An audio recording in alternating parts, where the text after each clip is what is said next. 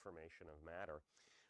We do a lot of theory and computation, but we do some experiments as well. So these are just sample flow visualizations. This is liquid being removed from a cavity in a printing process. These are some colloidal particles that have been deposited on a surface in a coating process. And this is a picture of air entrainment, a problem that occurs in coating processes. And we do a lot of numerical simulations too on things like droplet evaporation and absorption, flows in capillary channels, and then also thin film instabilities. And so I'll talk a little bit about work related to droplets today.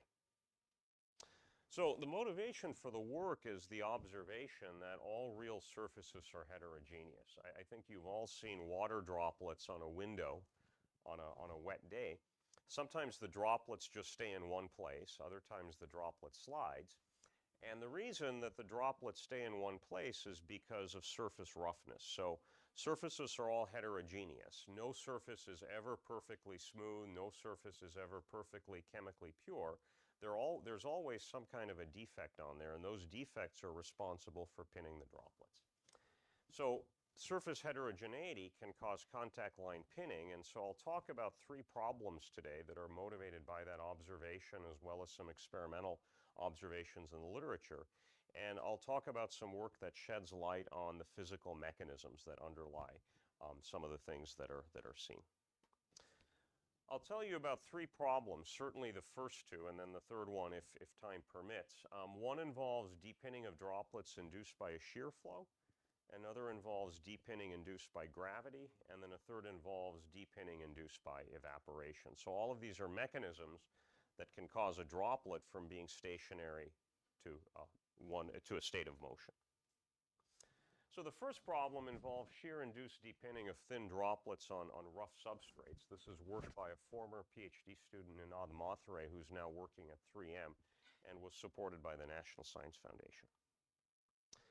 So the work has several applications that motivate it. One of them is called cross-flow microemulsification. So here droplets get pumped in. There's a disperse phase, there's a membrane, and then the droplets go through the membrane, and then there's a flow that detaches them. So the droplets are pinned, and then they get depinned. There's a wetting transition there. Another example is an oil recovery, where you may have droplets that are sitting on a surface, and you may have flow of a continuous phase like water that attempts to depin or push the droplets out. And then another example is surface cleaning, where you may have a droplet sitting on a surface, and then you use something like air to depin the droplet, and as the droplet moves, it removes some contaminants. So all of these are examples where you have an external flow that tries to move a droplet along, typically changing it from a pin state to a depin state. So if you look at prior experiments in this area, they're typically carried out in the following way. There's some kind of a flow chamber. You put a droplet on a surface, it obtains a steady shape, and then you put this in a stationary surrounding fluid. You then apply some kind of a pressure drop, typically to move the fluid, and then that liquid droplet starts to deform. So I show you here examples from a couple of experiments that illustrate how the droplet shape changes. These are steady shapes of a pinned 10 microliter kerosene droplet at different water flow rates. So the two numbers here, the first one refers to the volume, the second one to the flow rate, although I forget the units right now. But as that second number increases, the flow rate goes up, and you can see the droplet is spherical, and then it starts to deform in shape when the flow rate becomes large enough. So it's a little more angled on this side, and then eventually, when the flow rate of the water is large enough, the droplet will depin. Here's another example of a glycerol water droplet on a surface. These are top views of the droplet, and there's air flowing, and you can see as the air flows, the droplet shape distorts, and then eventually it starts to move. So this is the general phenomenology, and we'd like to try to understand some of the mechanisms at a basic physical level. So a lot of the prior work in trying to understand and rationalize the transition between droplet depinning and pinning has used a simple force balance model. So the picture is here. You've got a droplet on a surface. There's a surrounding fluid flow that has some shear rate. And then the droplet has some receding angle at depinning and an advancing angle. So at the three-phase contact line, you've got a solid, the liquid phase and the vapor phase. So you can define an angle between those phases at the front and the back. So this is the advancing side, this is the receding side. So many previous models take a very simple approach and they say, okay, there's a shear force that drives the depinning. We'll assume a Stokes flow like drag law. So there's a linear relationship between the shear force and then the velocity at the top of the droplet. It assumes the droplet has a constant equilibrium contact angle. And then there's a single droplet radius that's involved, and then it involves the viscosity of the surrounding fluid. And then resisting that is a surface tension force. So the picture is that the front half of the droplet has a single advancing contact angle, the back half has a single receding angle, and it's assumed that the droplet has a circular footprint. So it's a simple model, and there are a lot of assumptions that go into it. But it seems to describe the experimental data reasonably well. So these are data taken from one of the experiments that I showed on the previous slide. The vertical axis is the shear force. K1 is an empirical constant that comes out of this. And then this is the surface tension force. And you can see the data reasonably follow well that scaling, and then you can extract that coefficient from the fit. But there's some unsatisfying things about this. So this kind of an approach doesn't give you predictions of droplet shape. It doesn't give you any information about the critical flow rate at which droplets depin. So you have to know what those contact angles are at the point of depinning. This kind of a model doesn't predict that. So we'd like to develop a model that overcomes some of these limitations. So the idea of this work is to develop a model that can also incorporate surface roughness. It can account explicitly for the heterogeneity on the surface. It can produce droplet contact angles, something that can capture droplet shapes as well as transient motion, and then also allow us to determine the critical flow rate for droplet depinning. So the approach we take here is we're going to consider the limiting case where the droplets are very thin, and that allows us to use the lubrication approximation. So if W is a typical droplet, or H max is a typical droplet height, D is a diameter, we assume that ratio is much less than 1. We'll have a droplet sitting in a channel. The bottom is a solid substrate, and there are two little defects there, and those represent little bumps or topographical features. And I'll show you that the droplets tend to pin on those defects, and then if the shear flow is strong enough, the droplet will end up depinning. So we've got the standard mass and momentum balances, standard boundary conditions at the interface on the solid surface. The main thing to decide is how to describe the contact line region where the liquid, the solid, and the gas meet. So one approach is to try to treat that as sharp. You can use what's called a slip length, a Navier slip law that has a slip length in it. Another approach is to basically merge the droplet into a thin film, and that's the approach we're going to take here. And the idea is that in the thin film region, you have what's known as a disjoining pressure or conjoining pressure. And if you pick a form that has two terms, so one term is an attractive and the other is a repulsive term, the balance of those determines the equilibrium contact angle. So you can relate the equilibrium contact angle to a Hamaker constant and then the precursor film thickness, which is given by B.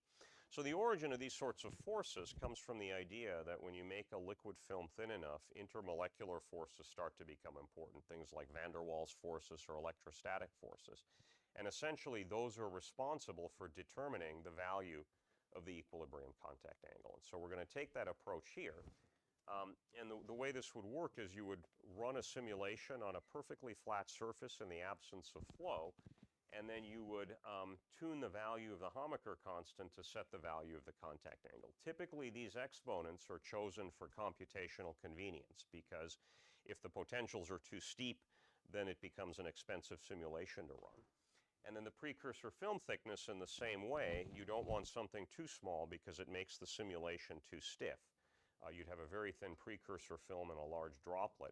And generally, the bigger the precursor film thickness is, the faster the droplet is going to move. So there's some choices you make for computational convenience, but I'll show you that they describe, at least qualitatively well, what's seen in the experiments. So if you go through all of this, you can derive a nonlinear evolution equation for the droplet height, and that has the physical effects of capillarity, so surface tension forces. It has disjoining pressure in it. It has gravity, and it has the pressure gradient. There's several parameters here. There's a viscosity ratio, so there's the viscosity of the surrounding phase to the droplet phase. There's a density ratio. We're just going to leave that alone in this talk. I'll focus mainly on the effects of the viscosity ratio. We're going to neglect any gravitational effects here, but I'll talk about that in the second story, and then there's an initial droplet volume. So this is, we solve this with a fourth order finite difference scheme and then use some adaptive time stepping. So the way the simulations work is we put the droplet on a bottom boundary which is perfectly smooth. We let the droplet reach a steady state, and then we stick a little defect on each side of the droplet, and then I introduce a pressure gradient into a channel, and that will cause flow of the surrounding fluid that will start to deform the droplet. Eventually, when the pressure gradient is large enough, the droplet will depin. And so we'll try to characterize that critical pressure gradient and then also determine the contact angles that come out of this, and also get information about droplet shape. So here are a couple of samples. In this first one, we are below the critical pressure gradient, and you can see the flow deforms the droplet, but it stays pinned. These plots are not to scale, so the heights, remember, are much smaller than the lateral extent. So these are short droplets that are wide, but you can see that the shape deforms quite a bit, and those heights are just a few percent of the total droplet height. If you make the pressure drop to big, then the droplet will start moving and it'll depin. So there's a pinning, depinning transition that occurs at a critical pressure gradient, and we'd like to understand how that behaves. And then the droplet just continues to slide at a constant speed and with a constant shape.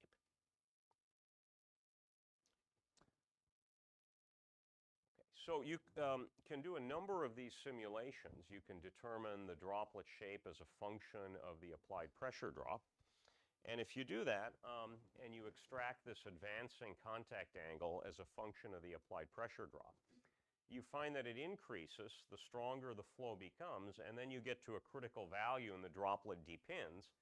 And it's around that time you get a drop in the advancing contact angle. So you can extract what's called a critical pressure gradient here, and that gives you the strength of the flow needed to depin the droplet, and then we can determine how that changes with things like the defect height, the initial droplet volume, and the viscosity ratio. So these are plots characterizing the pinning, depinning transition.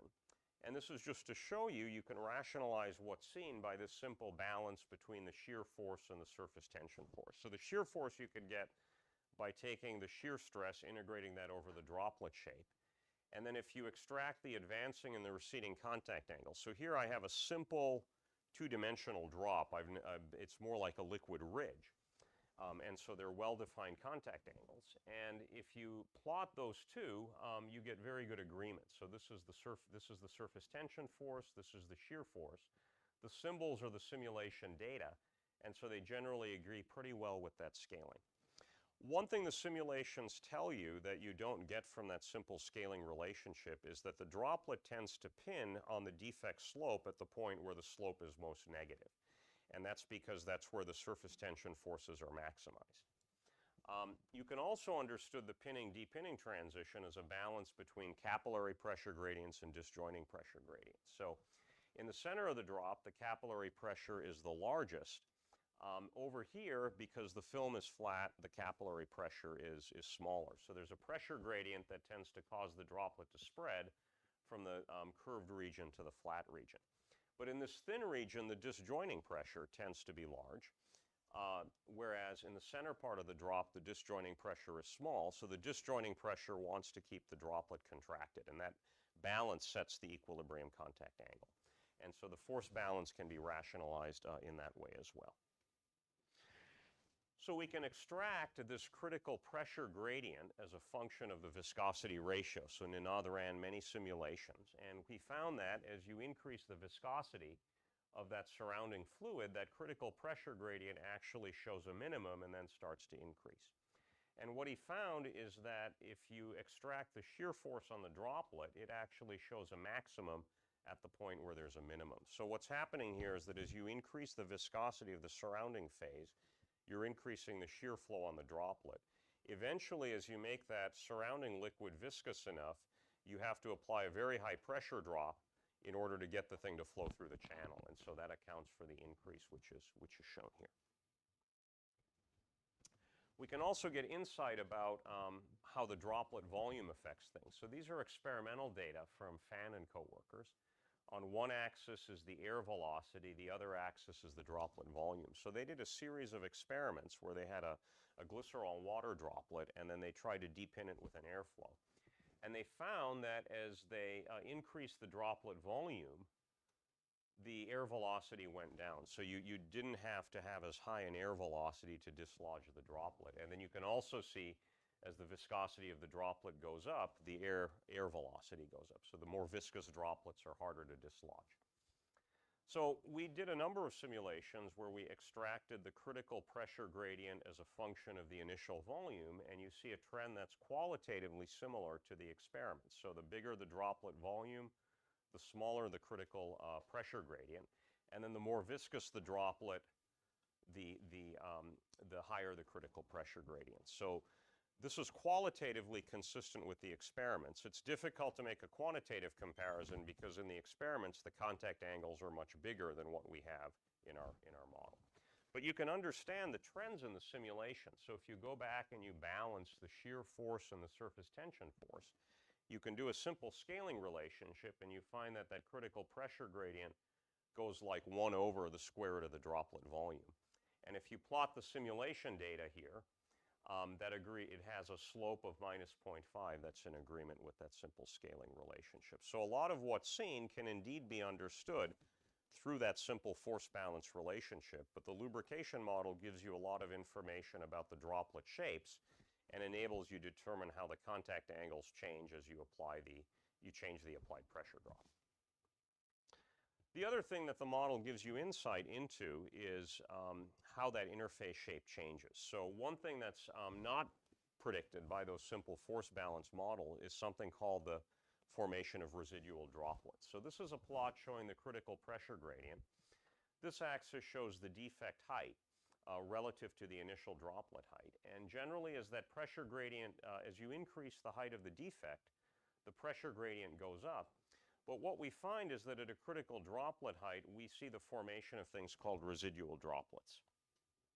And here's how it works. So these are a series of simulations as time progresses. This is a zoomed out picture. This is a zoomed in picture. And so at early times, you could see the interface coming close to the defect. And then it starts to hit this defect. So if that happens, you could actually get what's called a residual droplet that pinches off here. And that's important for applications because if you're trying to remove a droplet from a surface, instead of getting the whole droplet off, you might end up leaving small residual droplets that get trapped. And so that's something you can't really predict from that simple force balance model, but it's very much a consequence of having roughness on the surface. So a summary is just shown here. The model provides some insights into the mechanisms underlying shear-induced droplet depinning and also provides some insights into the prior experiments. And it addresses a number of the limitations of previous models by explicitly accounting for the surface roughness. So anytime you input an advancing and receding contact angle, you're making implicit assumptions about the roughness of the surface. Here we've got a way of explicitly looking at how the shapes of the surface features impact the droplet pinning and depinning. And that's potentially important for applications if you would like to design surfaces. For example, if you want to design a surface topography to control droplet pinning and depinning. So you don't necessarily get that insight just from knowing something about the advancing and the receding contact angle. You don't get the information about the detailed mechanics of pinning and depinning. And you can easily extend this to more complex situations. I've considered just two-dimensional droplets, but you can extend this to 3D, and it's easy enough to put in multiple defects. So I've considered a single defect or one defect on each side of the drop, but you could easily have multiple defects to look at stick-slip behavior. And then one can also look at chemical heterogeneity, because the other way surfaces can be heterogeneous is that their wetting properties can change from one point to another, and that can be accomplished by having a spatially dependent Homaker constant. So there are many ways in which to take this model, and if you're interested, there was a paper that came out in the Journal of Fluid Mechanics in 2024. So that's the first part of the talk. That's the story on the shear-induced depinning. Let me talk a little bit about gravity-induced depinning. This is something that Ninad also did. And this one involves three-dimensional effects. So again, we'll go back to this picture of droplets on an inclined plane. What happens when the droplet pins, and then what happens when it depins? So a lot of reasons to study this. One example is water harvesting, where you have water droplets collecting on a fiber. When the water droplets are large enough, they'll depin from the fibers and flow down under the action of gravity. So the reason they pin in the first place is because there's some kind of a defect sitting on the fiber that pins the droplet. Another example is inkjet printing, where people have actually designed small surface features to keep droplets in shape so that they don't spread into places where you don't want them to. And then there are droplet-based microfluidic devices, some of which have little surface features to keep droplets pinned in place so you can have discrete parcels of liquids. And so these also rely on some gravity-driven flow.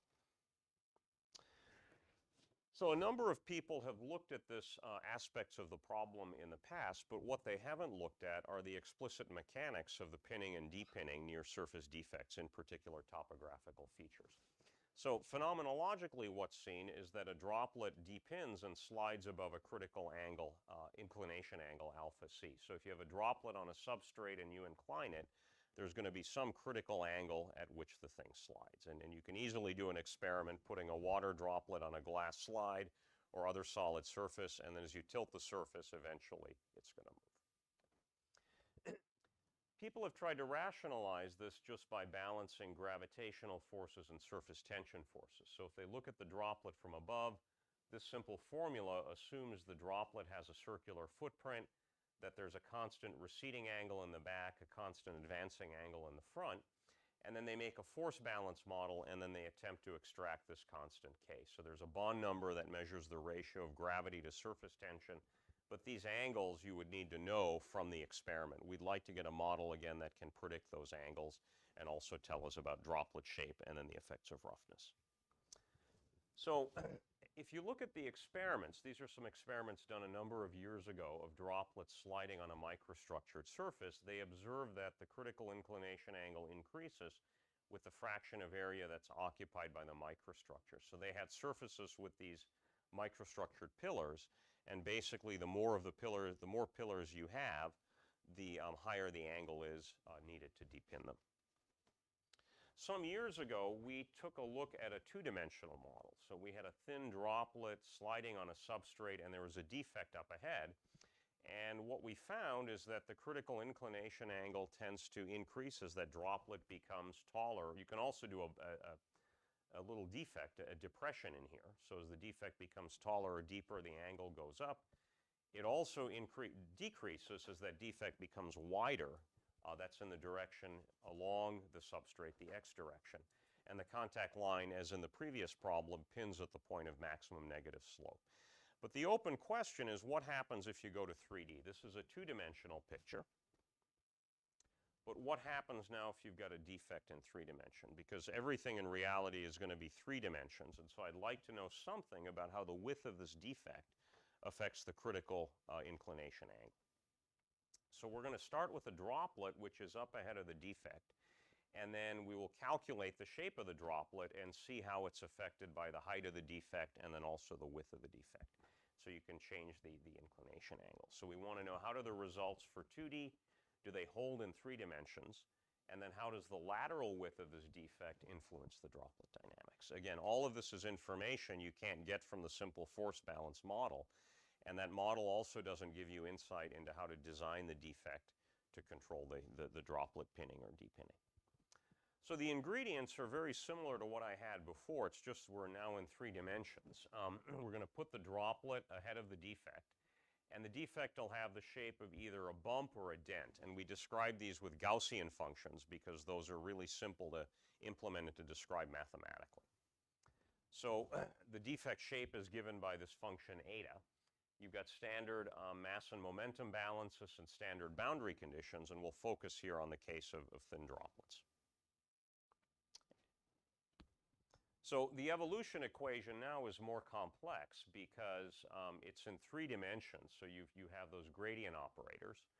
They're the effects of capillarity, disjoining pressure again, which we used to describe the contact line, and now you've got gravity parallel to the substrate and normal to the substrate. There are a number of parameters here. You've got an initial droplet volume, initial droplet radius. There's a bond number, so we're going to vary that along with the inclination angle and then the effects of these parameters involving the inclination angle alpha. So this is solved again with a finite difference method and then an adaptive time stepping scheme. So these are some experiments many of you may be familiar with, carried out by Podgorski, Laurent Lemont, and others many years ago. And so they were looking at droplets sliding down an inclined substrate. And generally what's seen are the following things. At relatively small inclination angles, the droplet slides with a circular footprint. So the droplet just kind of moves along, and it looks like, if you look at it from the top, it looks like a circle. If you increase the inclination angle more, the back of the droplet tends to elongate, and you get this sort of a teardrop shape shown here. And then if you make that angle even bigger, the droplet will start to shed small droplets in the back like this. And again, you've probably all seen this on a rainy day when you look at droplets moving down a window. Sometimes the droplets move like circles, other times they tend to elongate, and then other times they end up shedding drops in the back. So all of those transitions you can pick up through simulations like the ones that I mentioned. So these are coming from solving that lubrication type equation. We're not the first to do this, but this is just to show you that the model can reproduce these transitions. You can get a circular footprint at a low inclination angle. As you increase the angle, you get more like a teardrop. And then high enough angles, you get these little daughter droplets that form in the back. And they're actually very thin precursor films that are shown here that you can't really see in the simulation, but that enables you to capture that kind of a transition going from the circular shape to the droplets. And so we want to know, how does this picture change when you put in a defect? And we're going to focus mainly on this case of circular droplets. So we'll restrict ourselves to relatively low inclination angles or small droplet volumes. So here's what happens. We have the droplet up here. I've got a defect. And Ninad ran a bunch of simulations where he increases the inclination angle and determines the point where droplet depinning occurs. So if you work out the advancing contact line position as a function of time, and you look at the case where the inclination angle is small, there's an initial relaxation of the droplet shape, then it starts moving down the substrate, and then the position stays constant. So that corresponds to a pin state. If you make the angle bigger, let's say you go up to 30 degrees, there's a little interaction with the defect, but you don't get this kind of a plateau. The droplet just keeps moving. So you can extract from the calculations a critical inclination angle, and you can actually make a map of the regions where the droplet is pinned and where it depins. And so I'll show you those results, and then we'll try to rationalize the results with simple scaling arguments. So these are results that show the influence of the droplet width on the inclination angle. So the width is in this third direction. And on one axis here, we've got the bond number times the sine of alpha. The horizontal axis is the lateral width of the defect. These crosses correspond to the pin droplets, and then the circles correspond to the depin state. And I show results here for a bump and then also a dent. And generally, you can see as you increase the inclination angle, you go from a pin to a depin state. And then as you increase the width of the defect, you tend to go from a depin state to a pin state. So you see that both for the bump and the dent. And we're going to try to rationalize the boundary so that you can see there's a fairly well-defined boundary between the pinned and the depin state. So we'll try to understand that with a simple scaling argument. So the picture is that very close to the advancing contact line, you'll have disjoining pressure effects that are competing with gravity. So gravity wants to get this droplet to move down the substrate. But very close to the front contact line, the droplet is thin, so you get large disjoining pressures there. And so that tends to oppose the droplet motion. So if you balance those two, you can get a relationship between the bond number and that critical inclination angle, and then also things like the defect height and the defect width. And so we'll see how that simple scaling relationship compares to the simulation data. And here's what we found. These are the results for the bump and the dent. And if you take the simple scaling relationship, it actually seems to describe pretty well the boundary between the pinned and the depinned state. And so we can understand what's going on in those complex simulations just by balancing the disjoining pressure along with gravity. So the forces in the contact line region are essential for keeping that droplet pinned, and there's a simple way to relate them to geometric features like the droplet width and the droplet height. So this works well both for the bump and the dent. You can look also at the effect of defect height or defect depth. So this is the bond number times the sine of alpha. This is the amplitude of the defect. So negative values correspond to a dent, positive values correspond to a bump. And you can see that as you increase the amplitude of the defect, you go from depinned to pinned. And as you increase gravity, you end up go pinned to depinned. And the simple scaling relationship, again, seems to describe pretty well the boundaries that are seen. So the results for 2 dimensions largely hold in 3D. What you get in 3D is you get the effect of the droplet width. So you're not going to see that in a 2D simulation.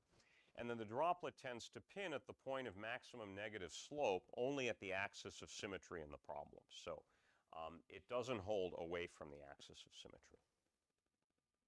So just in summary, the model provides insights into the mechanism underlying the pinning of droplet on rough substrates.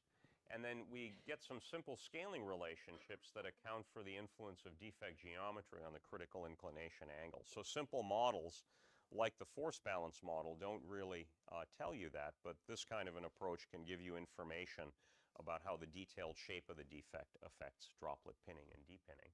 And then just like with the shear problem, you have a framework you can extend to more complex situations. So one could imagine a surface that has multiple defects, and you might get some kind of stick-slip type behavior. Or you could imagine multiple droplets moving down a substrate, and the defects might control their motion and their interaction. So all of that could be generalized.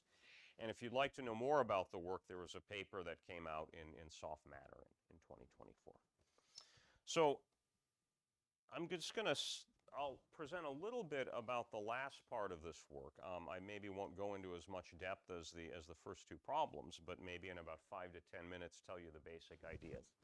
So the first 2 problems really dealt with pure liquids. I just had a Newtonian liquid moving down a substrate or along a substrate.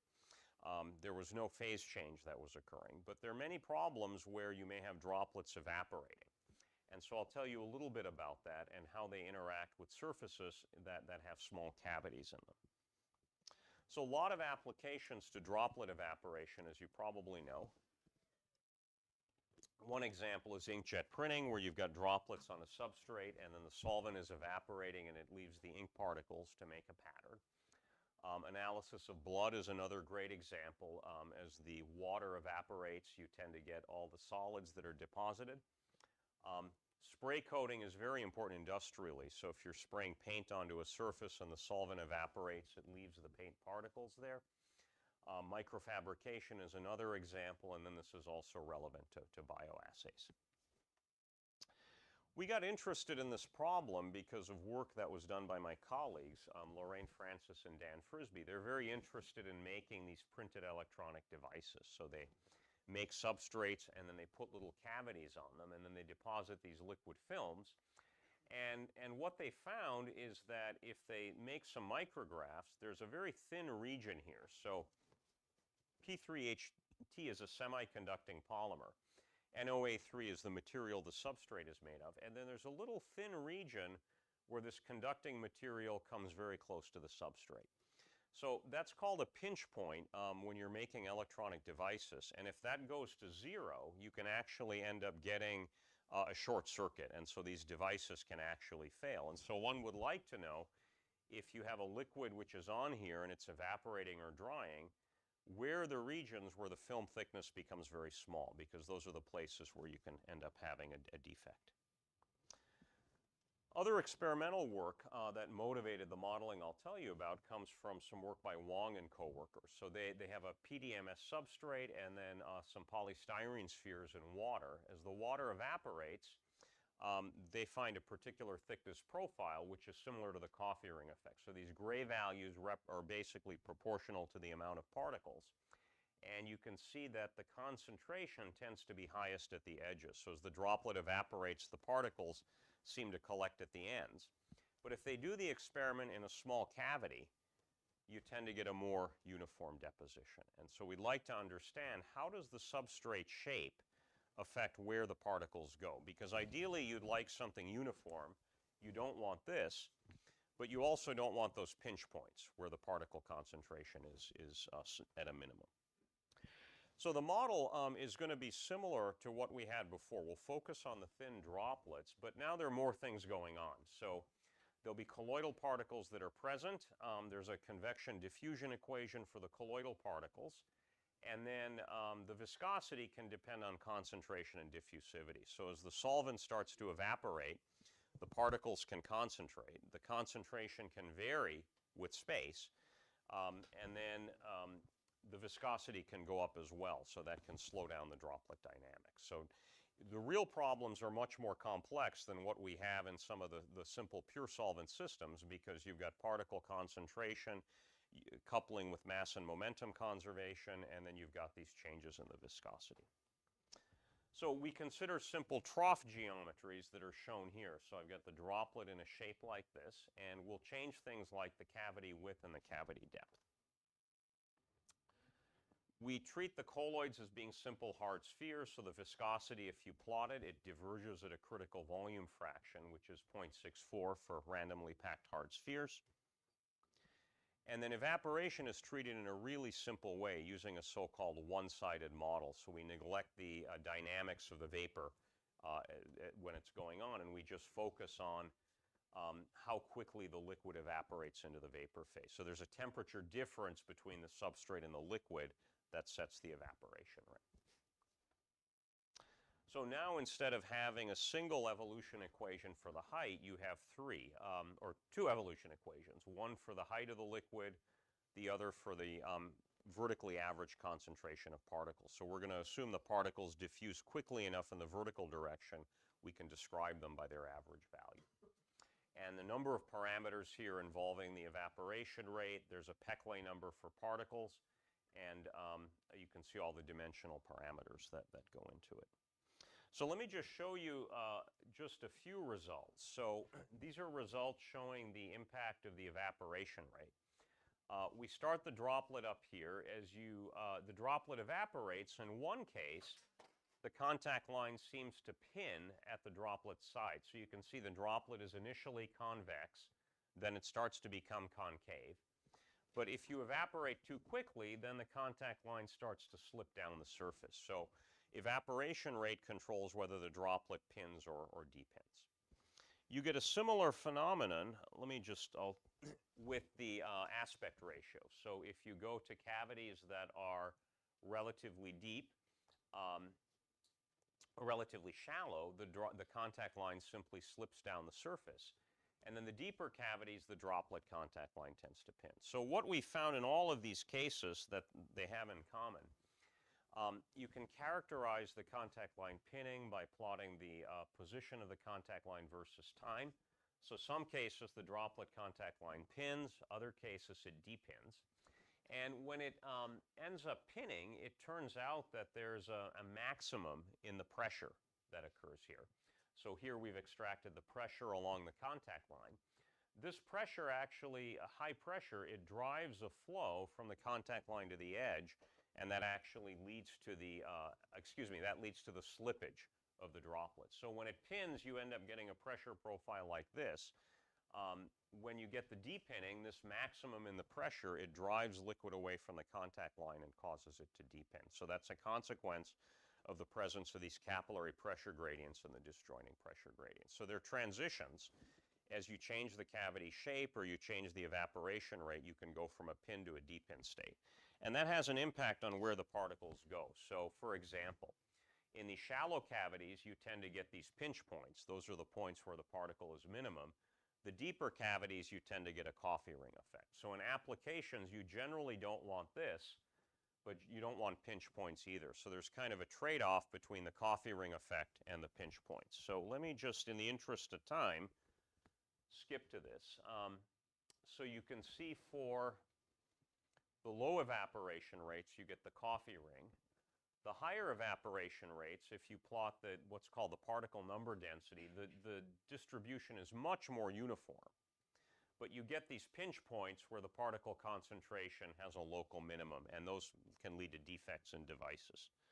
So connecting it back to the experiments, we can rationalize a bit why the deposition is more uniform. But the disadvantage of that, of course, is you get a local minimum in the concentration, which is not dissimilar to what's seen in the experiment. So you'd like to avoid these places because that corresponds to low particle concentration and can lead to the defect shape. So one of the things that comes out of this is there's a trade-off between getting a nice uniform deposition and then also getting the coffee ring effect. You can get the more uniform deposition, but there may be places where you don't get enough particles, and those are the pinch points. So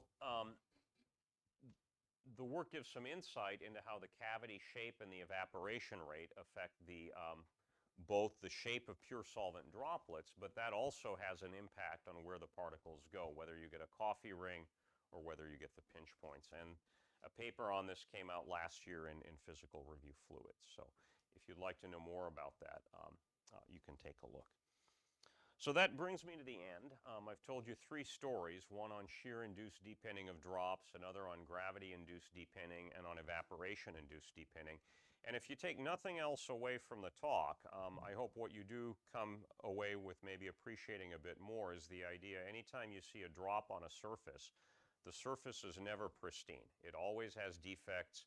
It's always dirty. Those things can pin the contact line, and that can have a big effect on droplet motion. That's important for understanding what we see, but it's also really important for applications where you may have droplets that are laden with particles, you may have evaporation going on, and that crucially affects where the particles go. And you can even see this in dried coffee drops or other materials on surfaces. It's all a consequence of pinning, and the way the particles affect the viscosity can be important as well in controlling droplet shapes. So with that, I want to thank you for your attention, and I hope you've taken at least something away from the talk. Thank you.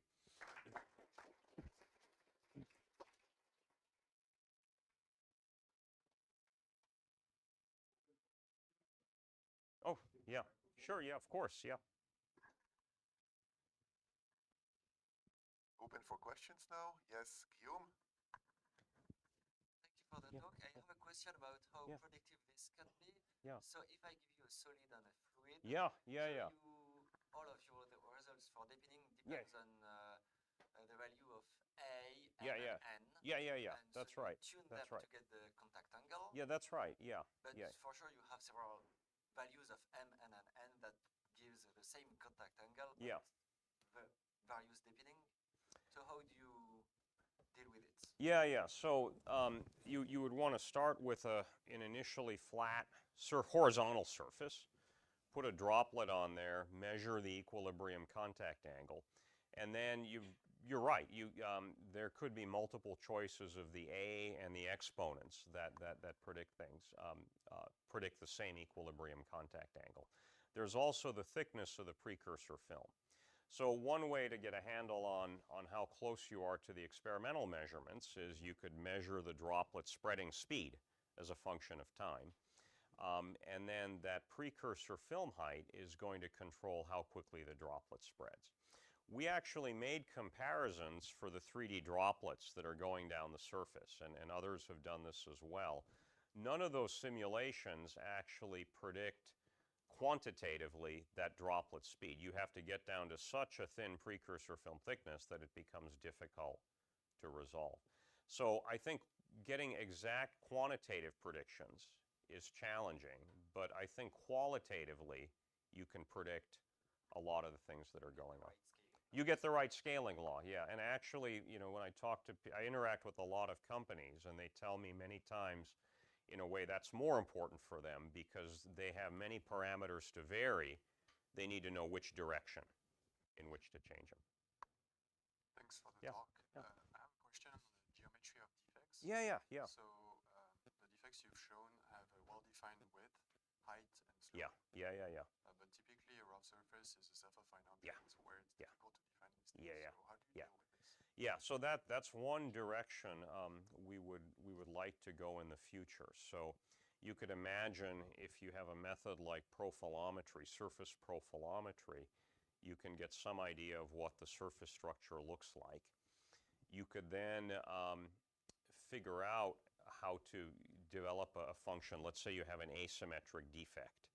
You know, instead of the simple Gaussian, maybe it's a little higher slope in the front, lower in the back, for example, and then you've got defects on either side. You could even imagine something with some level of randomness. So if you put in a bunch of Fourier modes of random amplitude and phase, you could get something that's rough. And people have done this in the context of some other droplet sliding problems where they put in the randomness. What you can handle here is this is limited to small slopes and thin droplets, so something which is really sharp, at some point that assumption will break down. But you could try another numerical method like Basilisk to try to handle those sharp changes. Yeah.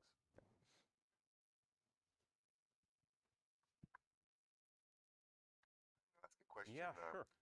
So you have introduced precursor field with this joining pressure. Yeah. In your opinion, is this joining pressure, is this a mathematical device to study the neighborhood of the contact line, or is this a real physical effect? Yeah, no, there definitely are some experiments where people have seen the precursor film. And so for some physical systems, I think that is an accurate picture. I think for others, it's not so clear if there actually is a precursor film. I don't know that that's been established one way or another, but it's in many cases a convenient idealization. Okay, thank you. Yeah. Other questions? Sure, there are other questions. No. Stefan. Thank you very much. That was very nice. So you mentioned the limitation of lubrication. So you are limited to small contact angles. Indeed. Right? Indeed. Do you think there would be regimes which cannot be captured? For example, if I'm thinking of recirculations in the drops for higher contact angles, which would maybe lead to different deepening regimes which cannot really be described with lubrication. That are would there be indications of that in the experiments, for example? Yeah, I don't think there's anything in the experiments that I remember that suggests it. I mean, obviously, when you go to something like a superhydrophobic surface, I think it's mainly a contact angle change and droplet shape change. Whether the flow dynamics in the droplet change, I don't think that's been established. Thanks. Okay. Other questions? Well, so Satish will be in the lab the afternoon at least, and so you're welcome to contact me to meet with Satish if you like.